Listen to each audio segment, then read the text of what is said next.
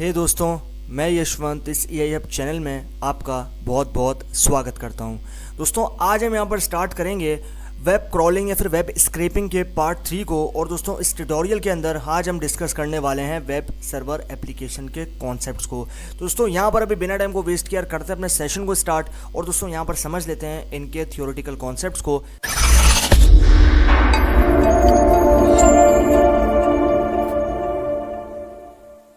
तो यहाँ पर आप देखो, आज हम डिस्कस करेंगे पॉइंट नंबर 6 को।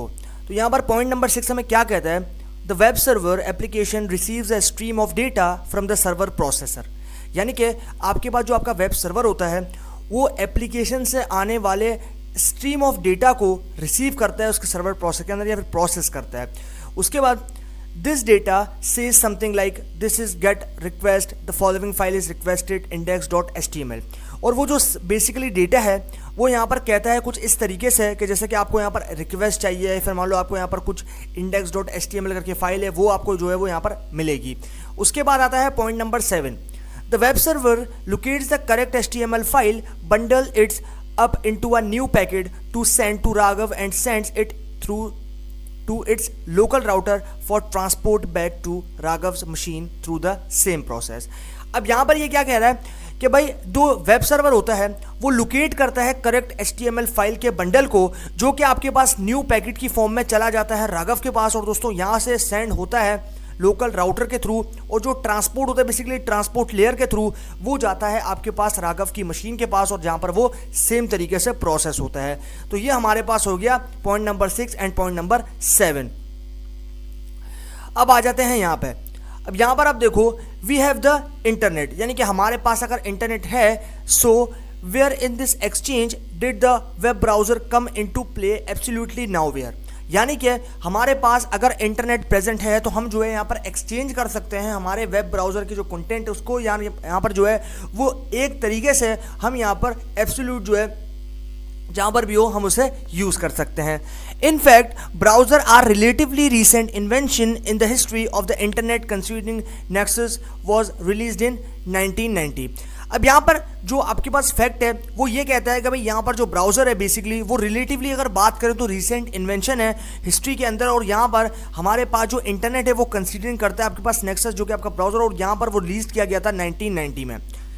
Yes, the browser is a useful application for creating these packets of information, telling your operating system to send them off and interpreting data you get back as pretty pictures, sounds, videos and text।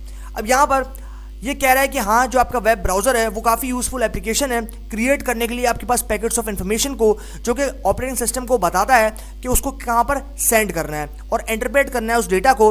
और जहाँ से आपके पास, जैसे आपके पास अगर कोई picture आती है, आपके पास कोई साउंड आता है, कोई वीडियोज़ आती है, फिर टेक्स्ट की फॉर्म में जो है डेटा अलग अलग फॉर्मेट्स में होता है वो तो आपको पता है, तो उसको जो है वो यहाँ पर इंटरप्रेट करे। However web browser is just code and code can be taken apart, broken into its basic components, rewritten, reused and made to do anything you want। अब यहाँ पर ये क्या कह रहा है कि अगर हम यहाँ पर चाहें तो हमारा जो वेब ब्राउज़र है सिर्फ एक जस्ट कोड के अंदर हम यहाँ पर जो है उस कोड को एक, मैं बोलूँगा ना, ब्रोकन पार्ट के अंदर जो है यहाँ पर बना सकते हो। यहाँ पर आप देखो कि बेसिक कंपोनेंट, यानी कि बेसिक जो कंपोनेंट्स होते हैं वो हम दे सकते हैं, री रिटन कर सकते हैं, री यूज कर सकते हैं, और यहाँ पर बना सकते हैं किसी भी चीज़ को जिसके लिए हम चाहते हैं।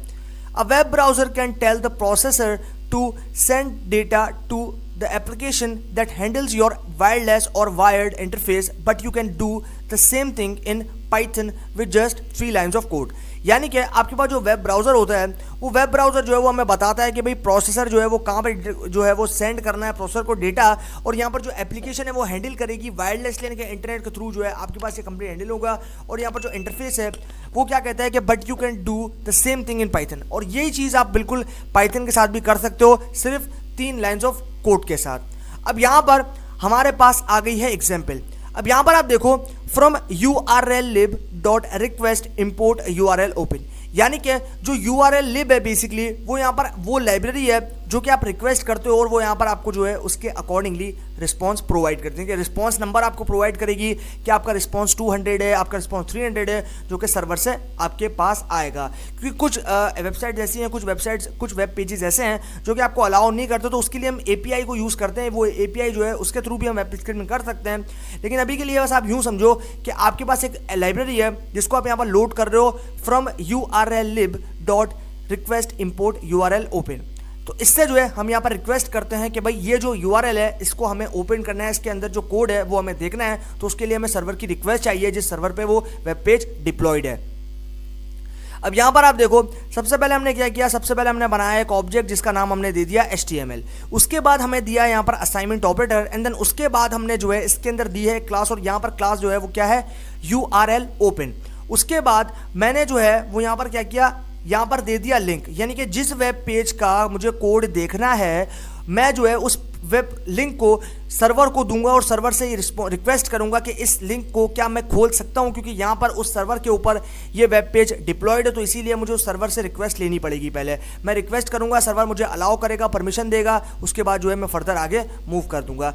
अब यहाँ पर आप देखो मेरे पास, मैंने जब इसको एग्जीक्यूट करना है तो मेरे पास आना है एक रिस्पॉन्स। अब रिस्पॉन्स क्या आएगा, रिस्पॉन्स आएगा मेरे पास नंबर की फॉर्म में, यानी कि मेरे पास 200 आएगा, मेरे पास 300 आएगा, या फिर मान लो मेरे पास 150 आएगा, 100 आएगा, मतलब कोई भी एक रैंडम सा नंबर होगा जिससे मुझे रिस्पॉन्स मिलेगा सर्वर की तरफ से कि क्या ये जो है ये स्क्रैप हो सकता है वेब पेज या फिर नहीं हो सकता। उसके बाद अभी मैंने यहाँ पर लिंक प्रोवाइड कर दिया अपनी वेबसाइट का। उसके बाद मुझे क्या करना है, URL ओपन, यानी कि मैंने जो है अब इसको ओपन करना, तो यहाँ पर इसके अंदर प्रेजेंट जो कोड है वो मैं देखना चाहता हूँ। तो उसके लिए मुझे क्या करना पड़ेगा, सबसे पहले तो मुझे यहाँ पर प्रिंट फंक्शन यूज़ करना है, एंड देन उसके बाद मुझे यहाँ पर उस ऑब्जेक्ट का नाम देना पड़ेगा जिस ऑब्जेक्ट में मैंने इस क्लास को स्टोर करवाया है, HTML यहाँ पर मैंने प्रोवाइड कर दिया। उसके बाद मुझे रीड मेथड यूज़ करना पड़ेगा, तो यहाँ पर मैं दिया रीड मेथड। उसके बाद जब मैं एग्जीक्यूट करूँगा तो इस वेब पेज के अंदर प्रेजेंट कोड मुझे यहाँ पर नज़र आ जाएगा, लेकिन वो इतना फॉर्मेट नहीं होगा। उसे फॉर्मेट करने के लिए आगे हम फर्दर डिस्कस करेंगे।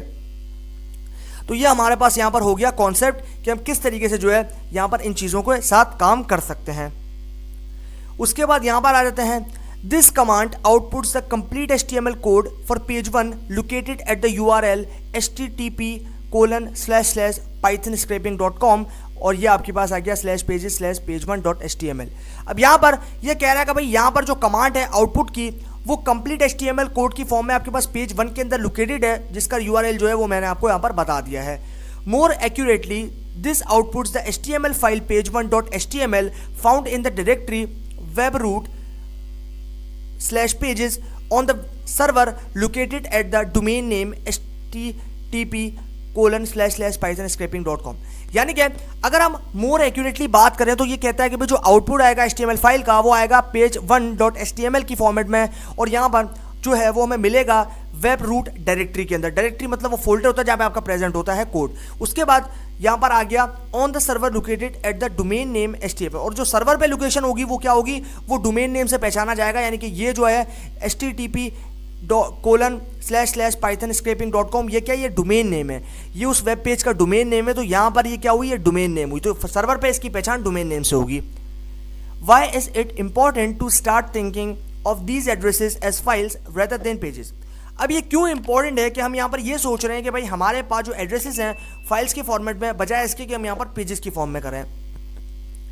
Most modern web pages have many resources files associated with them, यानी कि जो हमारे पास यहाँ पर मॉडर्न वेब पेजेस होते हैं वो यहाँ पर काफ़ी, मैं बोलूँगा रिसोर्सेज होती है उनके अंदर, और रिसोर्सेज फाइल जो है वो एसोसिएट होती है उन पेजेस से। This could be image files, JavaScript files, CSS files or any other content that page you are requesting is linked to। यानी कि ये जो है यहाँ पर आपके पास जैसे इमेजेस फाइल हैं, जावास्क्रिप्ट फाइल्स हैं, CSS फाइल्स हैं, और इसी तरह अदर कंटेंट जो आपके पास पेजेस के अंदर प्रेजेंट होते हैं उनके फाइल्स के अंदर लिंक करने के लिए हम रिक्वेस्ट करते हैं। When a web browser hits a tag such as image src is equal to cute kit, यानी कि जो इमेज है, इमेज का मतलब ये जो टैग है, ये टैग क्या है, ये टैग जो है वो टैग की फॉर्म में जो है हम यहाँ पर कोड को लिखते हैं ताकि हम ब्राउजर को ये बता सकें कि ये हमारा कोड जो है वो टैग की फॉर्म में, और टैग्स के अंदर ही जो हम सारी चीज़ों को करते हैं। यहाँ पर आप देखो, when a browser hits a tag such as, अब जैसे हमारे पास जो ब्राउजर है अगर वो हिट करता है हमारे टैग को, अब ये एक इमेज टैग है और इमेज टैग के अंदर SRC यानी कि सोर्स, और सोर्स क्या हमने दिया, क्यूट किट, क्यूट किटिन। और हमारे पास जो फाइल एक्सटेंशन है पिक्चर का वो क्या है, जेपीजी जो है हमारे पास फाइल एक्सटेंशन है। उसके बाद the browser knows that it needs to make another request to the server to get the data at the file cutekitten.jpg in order to fully render the page for the user। अब यहाँ पर जो browser है वो यहाँ पर समझ जाता है या फिर वो यहाँ पर उसको पता है कि यहाँ पर उसको ये ज़रूरत है कि भाई हम यहाँ पर जो है किस तरीके से अनदर रिक्वेस्ट जो कि सर्वर को हम दे रहे हैं डेटा को लेने के लिए, तो वो फाइल जो है वो हमारे पास कौन सी है, cutekitten.jpg, और इसी ऑर्डर के अंदर वो फुली जो है अपने पिक्चर को रेंडर करेगा और उसके बाद जो है वो पेज है वो यूज़र को दे देगा। तो ये हमारे पास यहाँ पर हो गया कॉन्सेप्ट इन चीज़ों का। उसके बाद यहाँ पर आ जाते हैं from URL lib dot request import URL open, यानी कि अब जो है हमने यहाँ पर URL जो हमारे पास यहाँ पर पैकेज है उसके अंदर से एक मॉड्यूल रिक्वेस्ट को जो है हमने इंपोर्ट किया है और यहाँ पर उसका क्लास इंपोर्ट किया URL ओपन। उसके बाद means what it looks like, it means अब मतलब क्या है कि किस तरीके से दिखेगा, it looks at the Python module request found with in the URL library. अब यहाँ पर जो आपके पास यहाँ पर ये ऐसे दिखेगा, जो पाइथन का मॉड्यूल है रिक्वेस्ट उसके अंदर आपके पास जो है यहाँ पर एक URL lib नाम की लाइब्रेरी है and imports only the function URL open. और हमने क्या किया है कि हमने जो है यहाँ पर फंक्शन यानी कि जो हमारे पास सिर्फ वो फंक्शन जो कि URL ओपन में है उसको इम्पोर्ट किया है। URL lib is a standard Python library meaning you don't have to install anything extra to run this example, यानी कि हमारे पास जो हम यहाँ पर क्या कर रहे हैं कि हमारे पास जो यहाँ पर URL लाइब्रेरी है वो एक स्टैंडर्ड पाइथन लाइब्रेरी है, जिसका मतलब ये है कि उससे यहाँ पर अलग से एक्स्ट्रा किसी चीज़ों को इंस्टॉल करने की ज़रूरत नहीं है बाहर से उसको रन करने के लिए। And contains functions for requesting data across the web, और यहाँ पर ये क्या करता है, ये कंटेन करता है कुछ फंक्शंस को जो कि रिक्वेस्ट करने के लिए यूज़ की जाती है डेटा के लिए अक्रॉस द वेब यानी कि across the internet. Handling cookies and even changing meta data such as headers and your user agent, और इसके साथ साथ ये यहाँ पर हैंडल करने के लिए जो है वो यूज़ की जाती है कुकीज़ को। उसके बाद यहाँ पर जो है ये इवन आपके पास मेटा डेटा जो है उसको भी चेंज कर सकते हैं, जैसे कि आपके पास हेडर्स होंगे और आपके पास दूसरे यूज़र एजेंट होंगे। तो भाई ये हमारे पास यहाँ पर कॉन्सेप्ट हो गया थियोरेटिकल हमारे वेब क्रॉलिंग या फिर वेब स्क्रैपिंग का, और ये जो है हमने यहाँ पर यहाँ तक समझ लिया। तो अभी जो है हमारा यहाँ पर ये कॉन्सेप्ट हो गया कंप्लीट और हमने थियोरेटिकली जो है यहाँ पर सारी चीज़ों को समझ लिया है और हमने वेब स्क्रैपिंग के जो कंप्लीट बेसिक्स हैं उनको फर्दर भी जो है यहाँ पर डिस्कस कर लिया है। तो अभी के लिए पार्ट 3 में हम रखेंगे यहीं तक और बाकी जो है हम आएंगे पार्ट 4 में और उसको जो है फर्दर वहाँ पर डिस्कस करेंगे। तो अभी के लिए इस सेशन में इतना ही, बाकी सीखते हैं आगे आने वाले पार्ट 4 में। तो तब तक के लिए गुड बाय।